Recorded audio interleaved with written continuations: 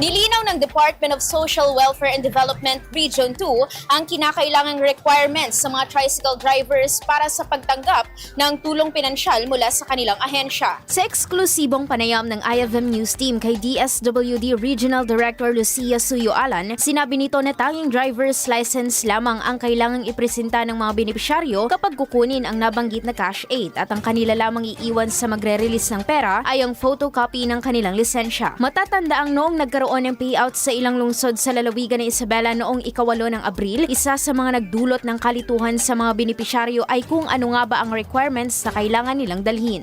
Isa lang po requirement natin, copy ng driver's license. Yan lang po. Kapag nagpe-payout po tayo, dalhin yung picture copy, dala sila ng Xerox copy, sa amin yung Xerox copy.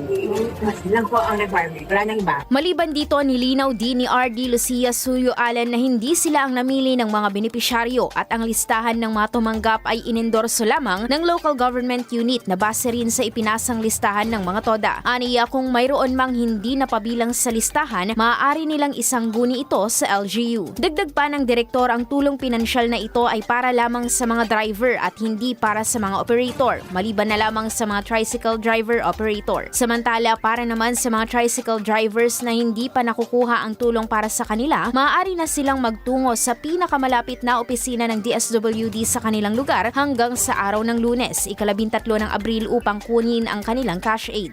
Itong mga listahan, yung naganap na simultaneous nationwide po yun. Dito sa Lambak, Cagayan, particular dito sa syudad, yun yung nauna, no? Tiligrao City, Camayan City, Santiago City, at Ilagan City. Natapos na po tayo ng something like 88% na tinatapos natin. So may mga pumunta kasi wala dun sa listahan. Binabalik po natin si NGO yun. Kasi po yung basihan po natin ay yung sinadmiti po sa amin na certified po by the local chief executive. So yun yung pagkikipag-ugnayan nila sa TODA. So kung may mga ibang ba na hindi balikan na lang po nila ang local government unit na nag-endorse po sa amin, sa listahan. Meron din po kasi pumunta ng mga operator. Dito sa programa na ito ay para lang po sa drivers. Hindi po kasama ang operator. Kung nagkataon na operator, driver sila, pwede kasi makakasama po. Ano po yung naibigay natin na tulong ng 5,000 ay kahit pa paano makatulong sa pang-araw-araw nilang pangangailangan. Sila po ay pinaka-apektado dito sa oil crisis na ito. Yung mga hindi pa nakakakuha, no, nandun sa listahan, ay pwede nilang kunin yung araw na ito.